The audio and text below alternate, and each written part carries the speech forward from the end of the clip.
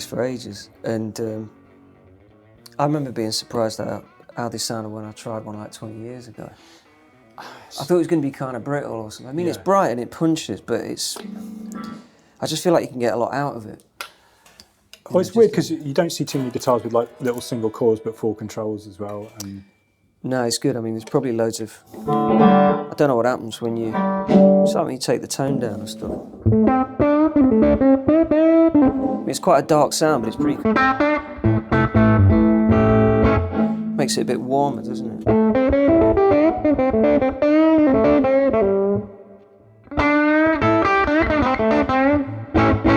So that's pretty big sound then. Yeah.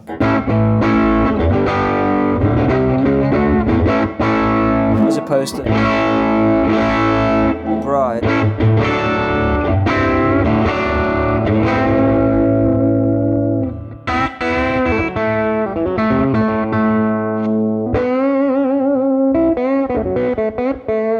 That's nice. That's a nice sound.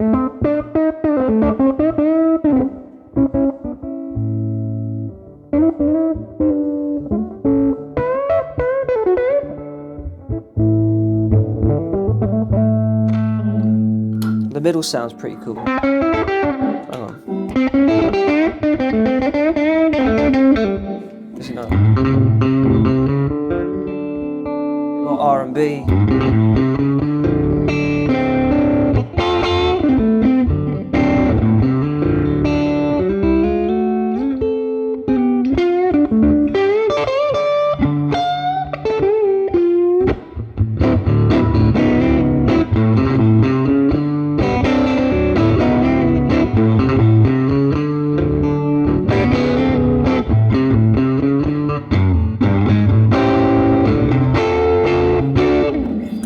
Cool. It's funny, isn't it? Because listening to that, it's like it sounds really cool, but it doesn't really remind me of any particular guitar. Just because I suppose maybe P90s or something. Yeah, it sits somewhere in the middle, doesn't it? It's got a bit of a bright. It's got a bit of a bright attack of a Fender, which is nice, but there's something else going on. Maybe, do you reckon it's the construction or something being glued in and? Yeah. Well, that's another thing you don't see every day, is it? Like glued in neck guitars with single coils and stuff like that. No. Or mahogany, I guess. It's interesting to think these were like sort of budget or student guitars. I know. And how good they are and how good they sound. This one seems like it's seen quite a few changes over the years. Yeah, a few different things here. Yeah. I guess some different wang bars. I'm wondering if that was like the wang bars you got on an Epiphone guitar. You sometimes saw them on Melody Makers, didn't you? But I don't know what this would be. It's very hard to tell, isn't it? You just, yeah, exactly. Are these old shallow tuners? Looks like it. Yeah. But yeah, a Gretsch style pad on the back, don't know. Oh yeah. Something else there as well. So it's definitely lived a bit, but it's part of the charm, isn't it, I suppose? Yeah, and they get this, even to this day, I know they're going up a bit in price, but the Melody Makers get a bit overlooked, don't they? Because when we think of Gibson, we think of humbuckers or maybe P90s, but something visually seems like a bit off-piste about the Melody Makers with those little pickups. Well, I suppose it's not as cosmetically luxurious, but I guess that's part of the thing why how they sound so good. Yeah. It's still really great wood, isn't it? Yeah. To be honest, that's the thing. When you're playing that, it really comes out. It just sounds amazing. It doesn't really matter what. Because it's a great neck still. Yeah. You know, still that wood they're using on the other guitars, I suppose, isn't it? Yeah. It is, isn't it? It would be the same wood, isn't it? Yeah, definitely. And then notice the Sunburst is a really pretty one as well, isn't it? Yeah, they were good at it then, weren't they? Yeah, they were really good nice, and it's still got the decent bridge, which makes it ring out. That back pickup is surprisingly kind of gutsy. I thought it might. Just looking at it, you think, oh, is that going to sound quite thin, like a little thin Strat pickup? But it doesn't at all. I'm wondering if it's a combination of, obviously the really cool woods. These pickups are obviously great, and then you sort of get a lot of strength of sound, don't you, with these wrap tail bridges or whatever. But just notice this front pickup is really low on one side. I don't know if that's deliberate or it might have just slipped down, but it's still pretty fiery, even that low. So. Yeah.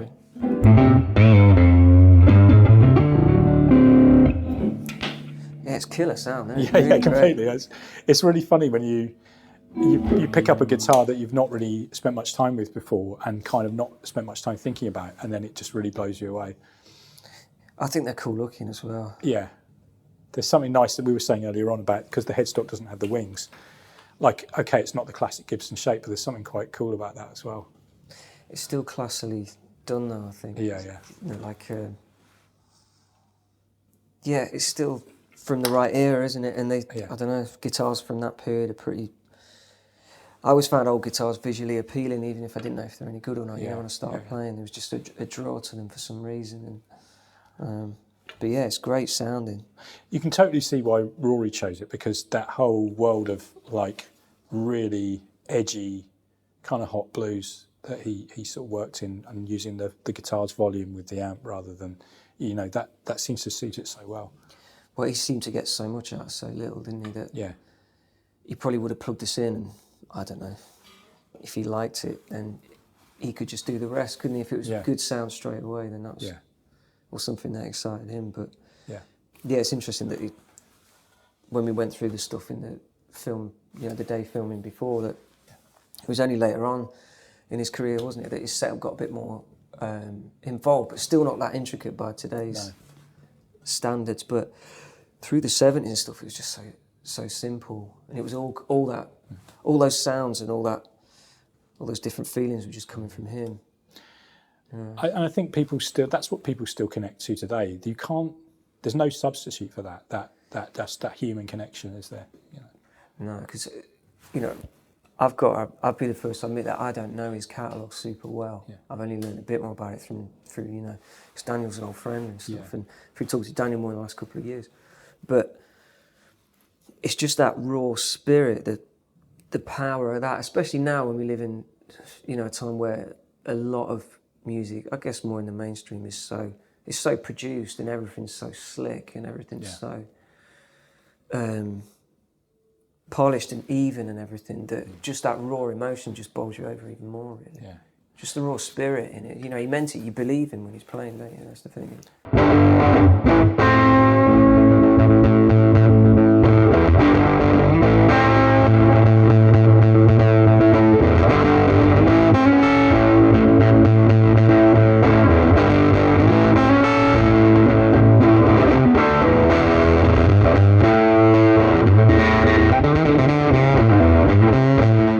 Killer, and it's quite rude. Yeah, it totally is. But actually, when you got two controls, one pickup, but if you'd have told me, like, if I was blindfolded that you were playing like 2 or 3 different types of pickup, I wouldn't have been like, I wouldn't have said no. Yeah, I mean, I've heard people say, so many sounds in it. If you take the tone all the way down,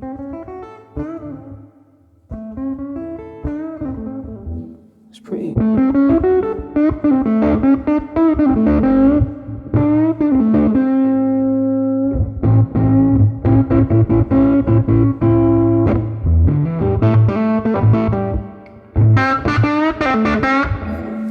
There's a lot of sounds in there, and I love those like double stop bends you do, and sort of like kind of bending chords and things like that. And yeah, I've seen a few other people doing that. I know this guy who's amazing at doing sort of country and steel guitar type bends. A London guitar player called Johnny Carroll. He does a lot of amazing stuff. But yeah, it's just sometimes you find stuff by accident, don't you? Where you just see people doing bits and bobs, and some of those. I can't play country guitar, but some of those. It's interesting what some of those country players do, and sometimes you try and mimic some of those things, but when you don't know what you're doing, you come up with something else. Yeah.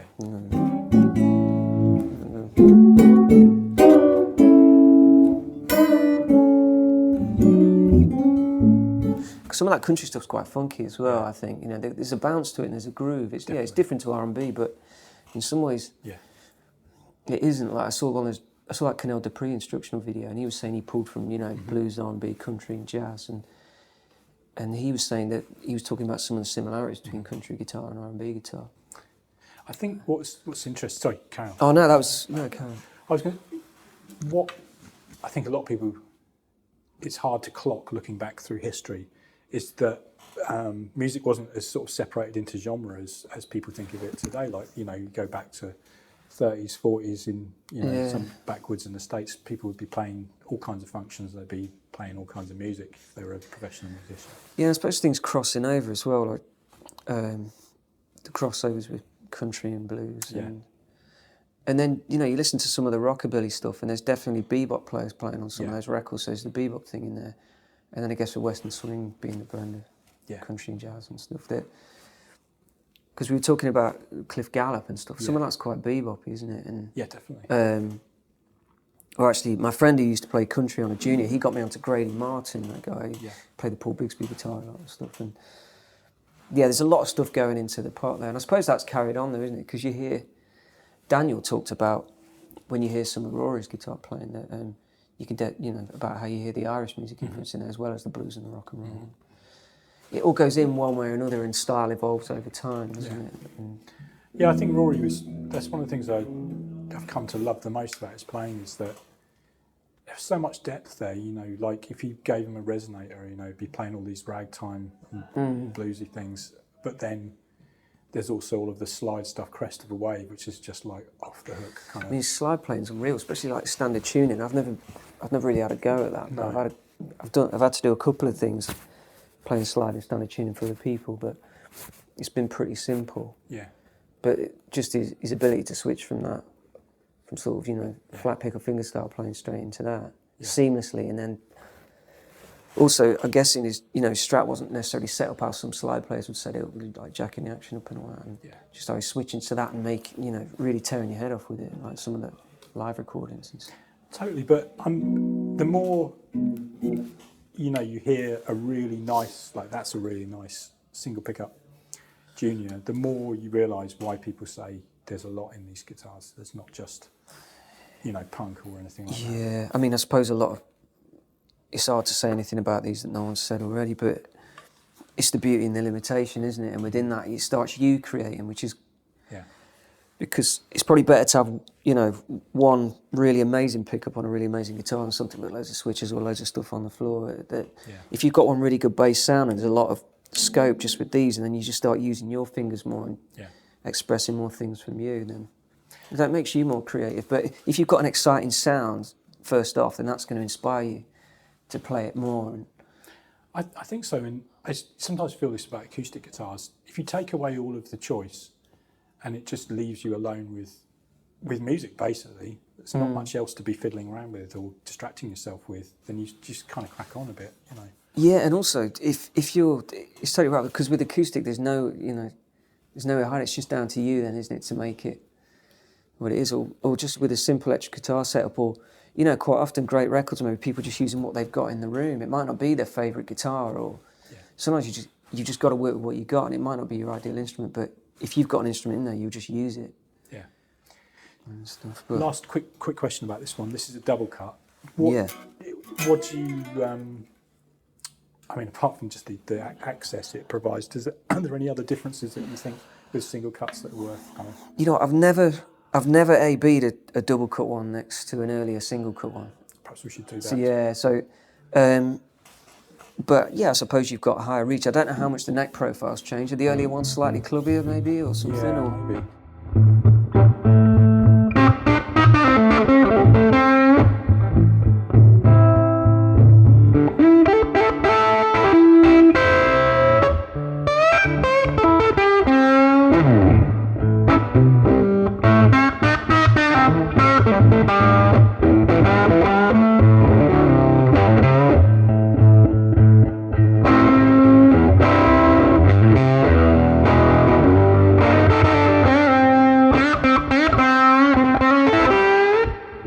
This one's pretty cool. It's pretty fat sound, isn't it?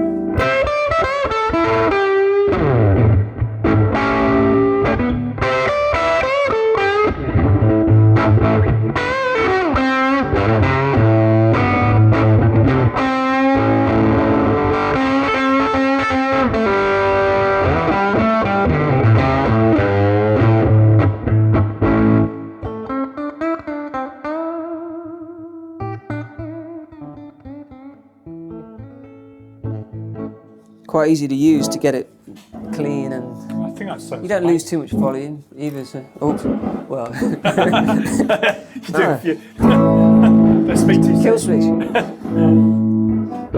Just needs a little spray, doesn't it? But this is really nice.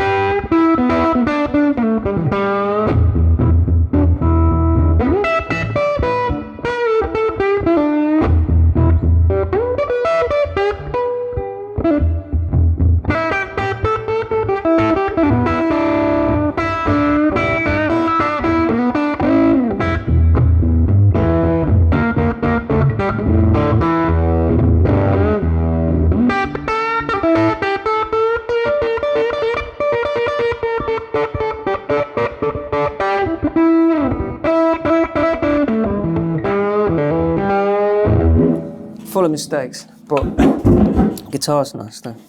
Man, that's what's really interesting is, okay, so we've had 4 guitars. Okay, the melody makers both got different pickups, but even the 2 with P90s, the 2 juniors, sound quite different to each other. They do. Yeah.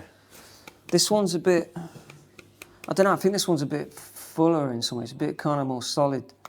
So, I mean, they're both brilliant. I was going to say this one's a bit darker sounding, I'd say. Yeah. But it's still got like plenty of teeth, hasn't it? Yeah, the fingerboard's a bit narrower on this one. I thought it might be the other way, although, yeah, it feels a bit narrower than the red one, actually. And the burst is a little bit different as well, isn't it? They're like a teardrop kind of. Yeah, what, to the other melody makers, yeah. I mean, this is a killer guitar as well.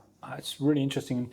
You have to wonder, like, okay, so Rory's stuck those compensated bridges on. I think they're badass bridges or something like that. And so obviously, to me, that says that he wanted to use them, perform with them, because that's the sort of thing you do to make something serviceable on the road, isn't it, really? So that it's reliable and it's in tune. Yeah, because sometimes you just have to, like some of the old guitars, I've had to replace the bridges, you know, because they've sagged or whatever. Or you've got to change tuners or change the frets when they wear out. And I don't mind a modified guitar when it's done in a way that's soulful. I mean, there's some stuff that's sacrilegious, isn't it? Like you see, you've seen that Guitar a Day. Yeah, it's where there's someone's like sawing the side off a Firebird or something. But, God, it's like some of them just... Yeah, it's wrong. Some of them are so bad they're cool, but it's... but to get things working or an interesting modification, I find quite cool, you know. I mean, you look at Ry Cooder's guitars or... I mean, JJ Cale is pretty out there, isn't it? But have you seen that? Was it an acoustic at first? I don't know. Oh, it's like a weird Frankenstein's monster and it had thing. Nothing on the back. The back was just open and that's mad. And stuff. But I mean, I guess it's simple modification. It's a new set of tuners and a bridge, but maybe the knobs are newer. I don't know. Maybe not. And it's quite interesting because we put a lot of store in the magic of original components, and you know there's truth in all these things. But you know that's got non-original tuners, non-original bridge. It sounds killer. It's just. And probably when Rory bought these guitars, they wouldn't have been expensive, would they? Not at all. That's the thing. Rory's brother Donald, you know, said Rory would, when he was on tour, would like look through the sort of local equivalent of Yellow Pages for shops to, you know, guitar stores and pawn shops to go into because he was picking them up on tour as he was going through all the Southlands and stuff. That was the time to do it, wasn't it? You could just find loads of cool stuff then, probably guitars and records and stuff. It was probably everywhere because it's all pre-internet and probably places that, you know, didn't do classified ads in national magazines or anything like that, and you could just find things. You know. It's funny, isn't it? Because you've got to think your way back to pre-internet when, if you were into this kind of thing, it's not like you could find information on them everywhere you went. You'd have to just know a few people and know where to look and know what you were looking at. Yeah, I remember you just used to ring up shops in the local area if you got anything, because some of them would advertise maybe in a newspaper or magazine, but some of them wouldn't. So you just have to say, if you got anything like this, you know, I used to go around places. Grew up in Nottingham, but I would go to places like around the Midlands and stuff to look for stuff, or sometimes London, but that sort of came later on.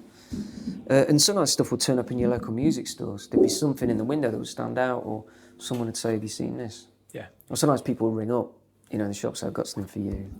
You go down and have a look. I might be I might be embarrassing myself a bit, but I did bring a bottleneck. Maybe could you hold this for a second? Maybe I'll see if I can tune it to, because I know Rory played sometimes without retuning, didn't he? But I haven't played slide in a while, so I might embarrass myself now.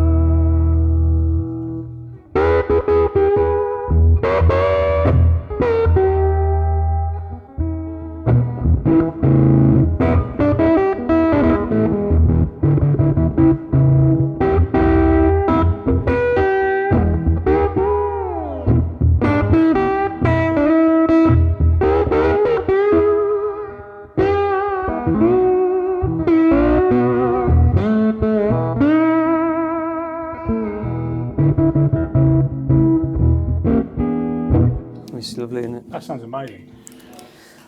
And I think Rory used these guitars for slide primarily as well. So really would that have been in standard tuning, do you think? Or? Yeah, I don't know. I mean, he did play in standard tuning, but I think he also did like. He did open A, didn't he, and stuff as well, and G maybe on the turners. Yeah, it's nice, clean. It's really.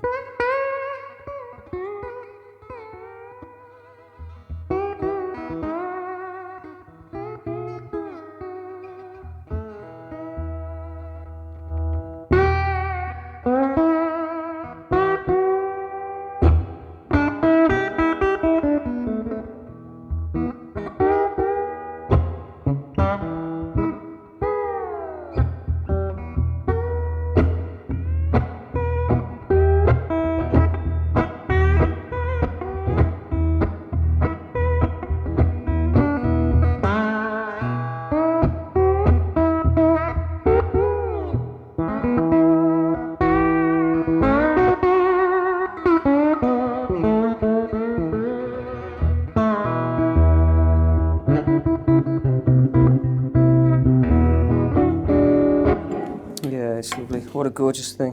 Isn't it just? Yeah. I mean, yeah. And actually just hearing you play slide with that, it suits it so well. You know, there's a thickness and a kind of warmth to the P90s, even though it's down at the bridge there. Well, Daniel sent me a quote saying that Rory said he felt like these were the best voice pickups for bottleneck playing or something like that. But yeah. And I think he had numerous guitars that were a bit like that. Like you got that Gretsch Corvette that he put. Oh yeah, with the P90 put in it. Yeah. It's the same sort of deal, really, I guess. You know? Yeah, it's a cool. This is a, because I'm normally, you know, with my own music, I play a lot with both pickups on, or play a lot on the front pickup. But yeah, it's amazing how much you can get out of this. It's a bit more steel guitar-like, and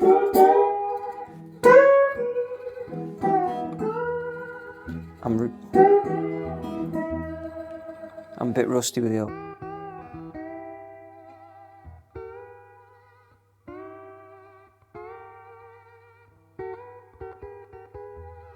I love the clean sounds with it.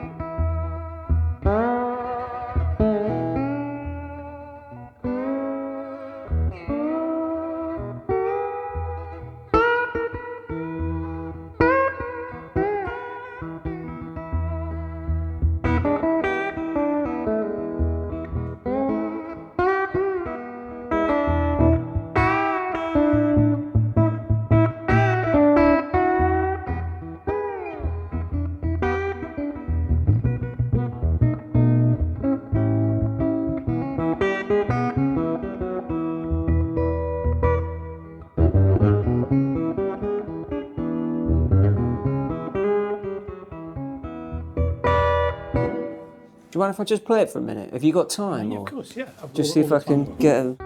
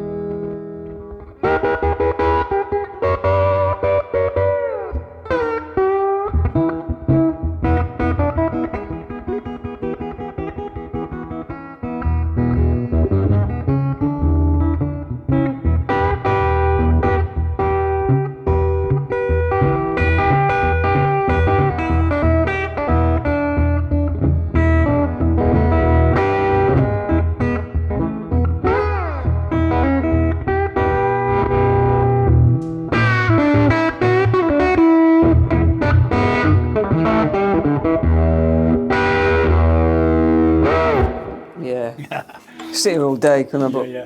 Oh, that's amazing. Yeah.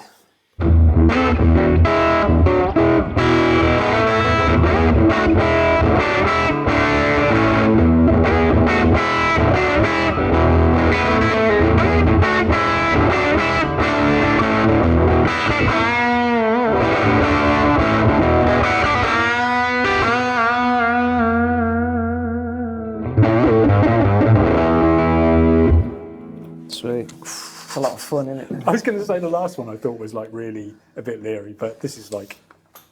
Yeah, it's power. It's got a bit more brightness, hasn't it? But yeah. It's rocking, isn't it? I don't know what... I mean, that pickup is obviously fitted by Rory or by somebody after the fact, because it would have had another one of those little single coil pickups in there originally. And I don't know what that humbucker is particularly. It's chrome-looking cover, but it could be a different cover, couldn't it? Yeah. You don't even know if it's Gibson or not, but that's kind of beside the point, because it's another one of those... Listening to these guitars, there's a sort of pattern emerging. You can tell almost what Rory kind of liked, which is like a guitar with loads of extra power, so you could back it off if you wanted, or you could really give it some.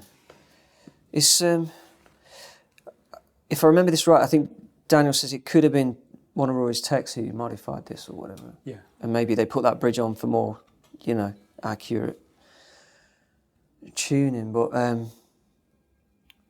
again, it's another dead simple guitar, isn't it? But high quality wood, isn't it? Just ringing out again. So, when we started the video, you were playing the double cut Melody Maker. This is the single cut Melody Maker, and we've got a similar thing going on with the juniors as well. But does anything leap out as being different, thinking back to the... I don't know if the neck's a bit, kind of chunkier. I don't know about the width, but it's a bit more baseball batting, maybe. Yeah.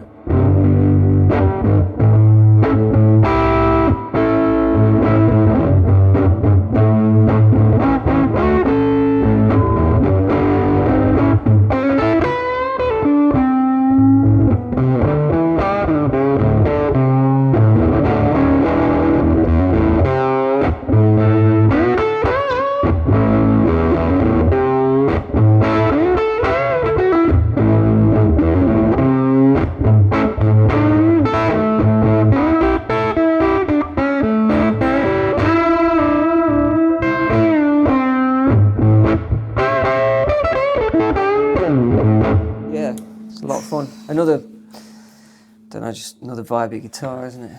I think it's definitely a thread with all his guitars. Is that completely, and I think I totally agree with what you were saying. Like, if you've got one good sound, there's more inspiration and more vibing off that guitar than there would be in having, like, you know, some 10-way selector or something with a push-pull. Yeah, and also when you're in the middle of a gig as well, how much of that can you do?